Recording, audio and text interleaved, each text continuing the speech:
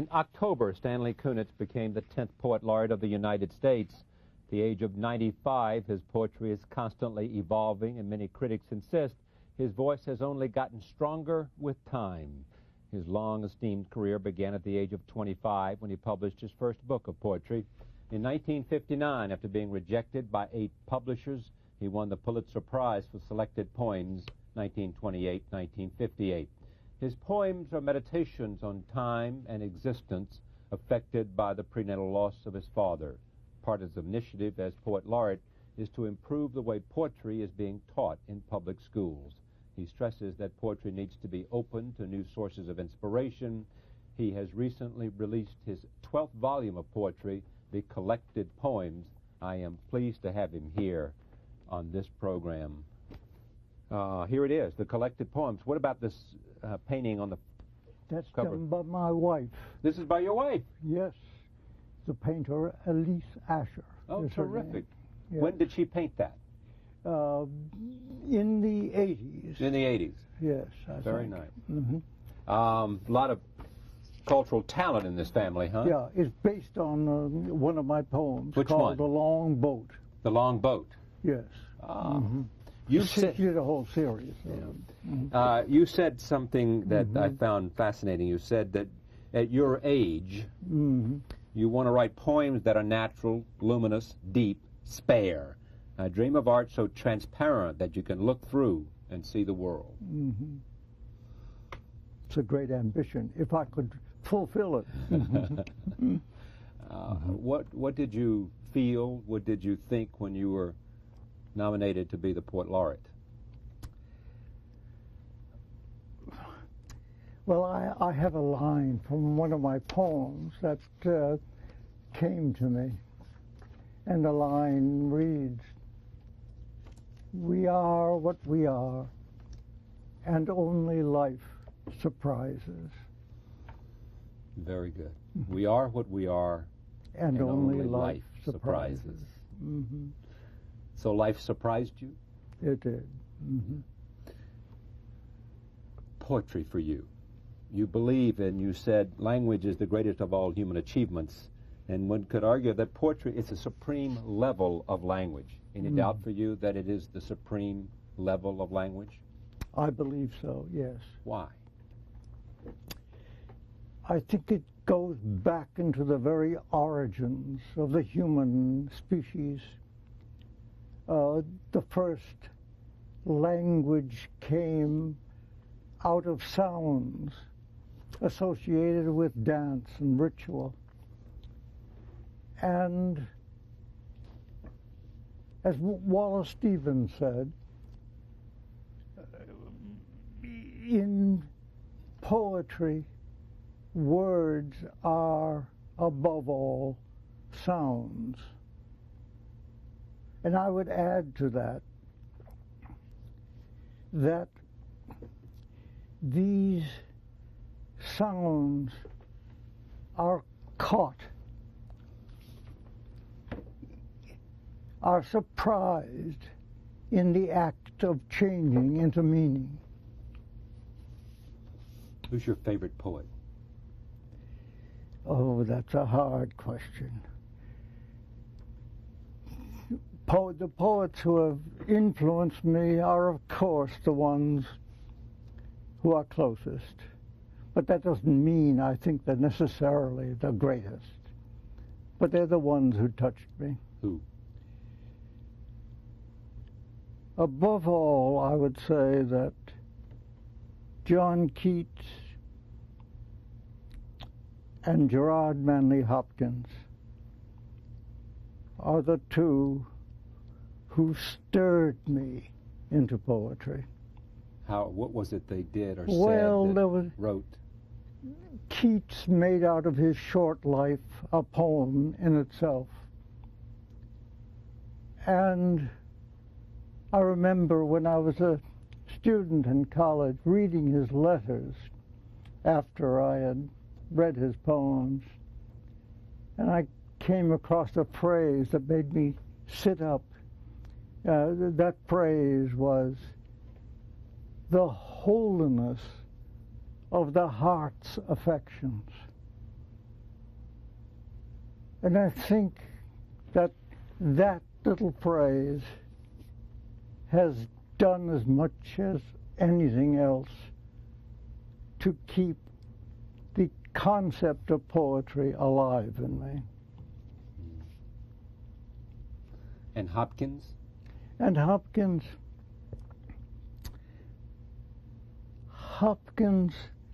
I discovered while roaming through the stacks in the Widener Library at Harvard when I was still an undergraduate.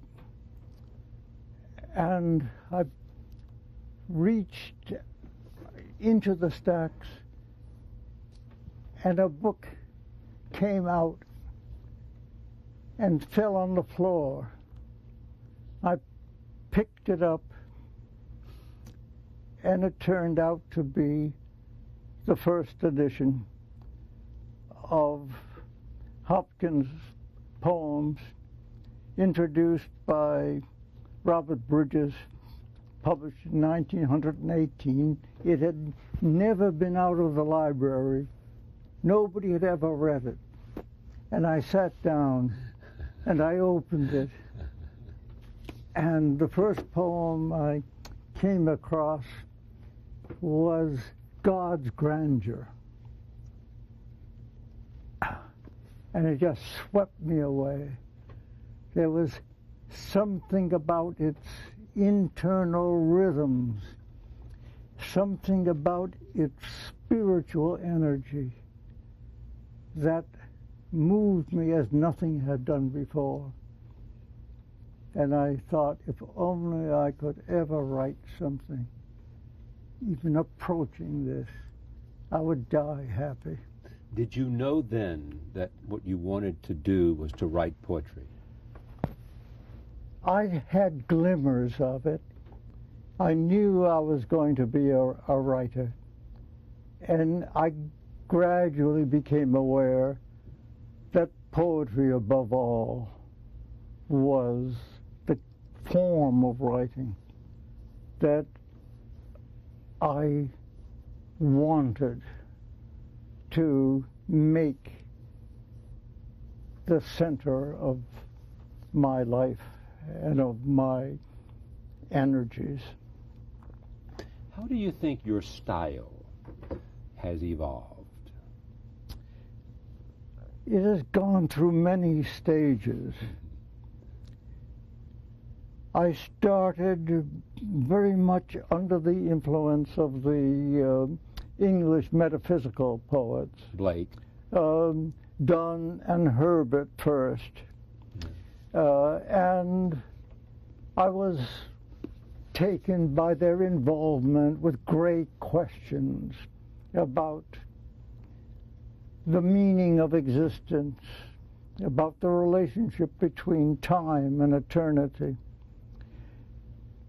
And I wrote very much in their style, quite formal, stanzaic patterns, tight poems, very dense in their imagery and compactness. And as the years have passed, I have moved, as your quote from me indicates, to a more simple,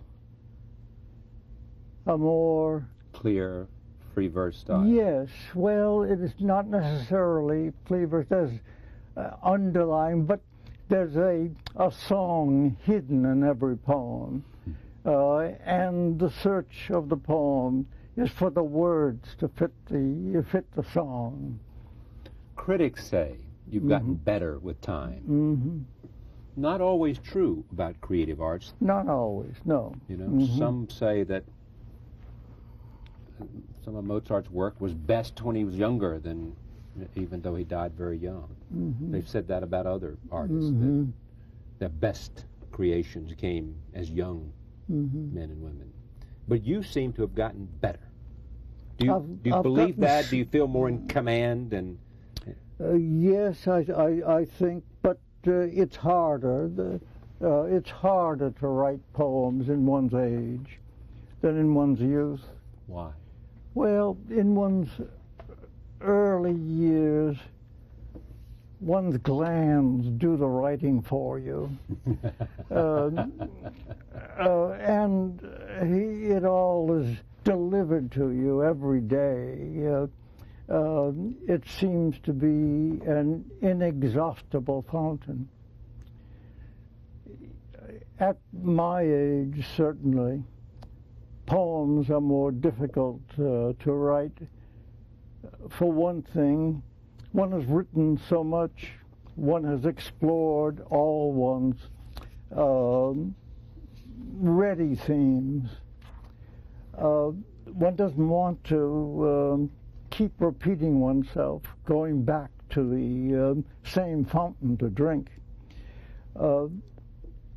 One wants to write poems that are new to you as well as to others. And the only way it can be done is to dig deeper and deeper into oneself, under the debris of the life. Mm-hmm. And that's hard. That's hard. It's difficult, sometimes very painful. Has it been painful for you? It's been painful and joyous, both. Do we appreciate poetry in America too little? I would agree.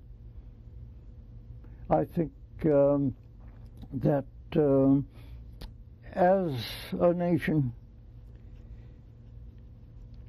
we have not explored the meaning of poetry. We have not made it part of the fabric of our national life. I think most poets feel that that their art is considered to be somewhat peripheral, and they themselves are marginal. And part of the reason is that we don't have in our heritage an early exploration of a mythic beginning, as some of the other great cultures have had.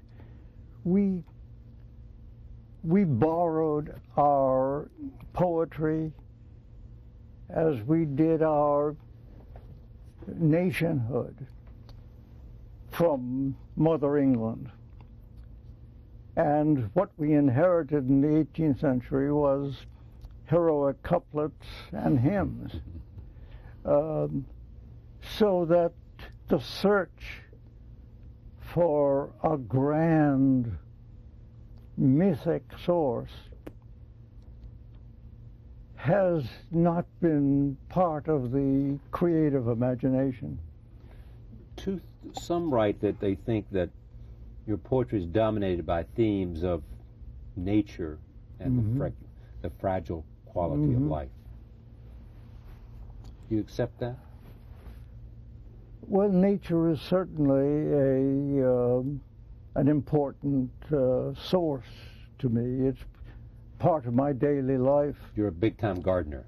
I'm a gardener, and I have been a farmer, and the natural world is, to me, a source of labor, intensive labor, and a participation in the whole ritual of birth and growth and death and even resurrection.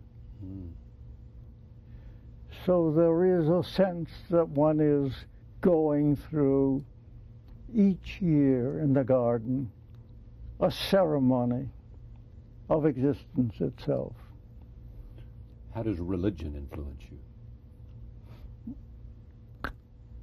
I am at my center, a religious person, but I am not an observant participant in organized religion. I have read in all the religions. I have listened to the prophets, and I have read the good books. And I know that I have religious yearnings, but I am not a daily observer of religious practice. But are you a believer? I am a believer in the energy and value of the Spirit, but I have no deep conviction about the Godhead, if there is one. I'm willing to be persuaded, but I'm not ready yet to say yes. What was the impact of the suicide of your father? It was a great impact. The suicide occurred a few weeks before I was born, so I never encountered my father. But he has been a presence and somebody who in spirit I turn to in times of tragedy or desolation.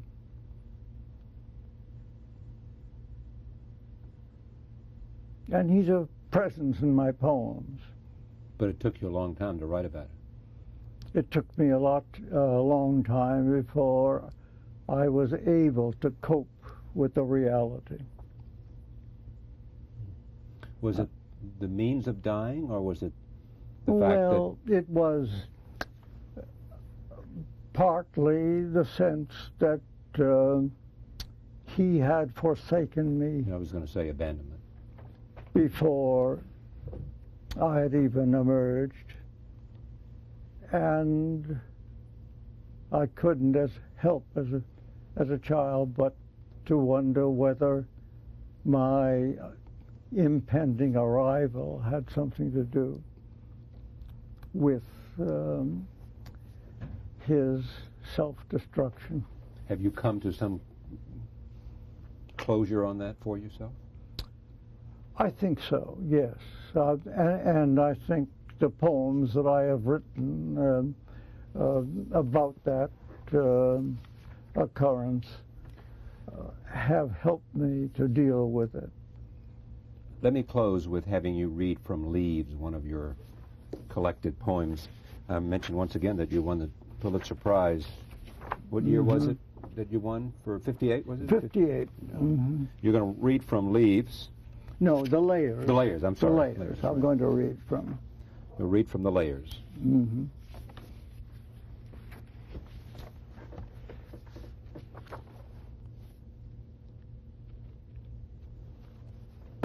I have walked through many lives, some of them my own, and I am not who I was, though some principle of being abides, from which I struggle not to stray. When I look behind, as I am compelled to look before I can gather strength to proceed on my journey, I see the milestones dwindling toward the horizon and the slow fires trailing from the abandoned campsites over which scavenger angels wheel on heavy wings. Oh, I have made myself a tribe out of my true affections, and my tribe is scattered. How shall a heart be reconciled to its feast of losses? In a rising wind, the manic dust of my friends, those who fell along the way, bitterly stings my face.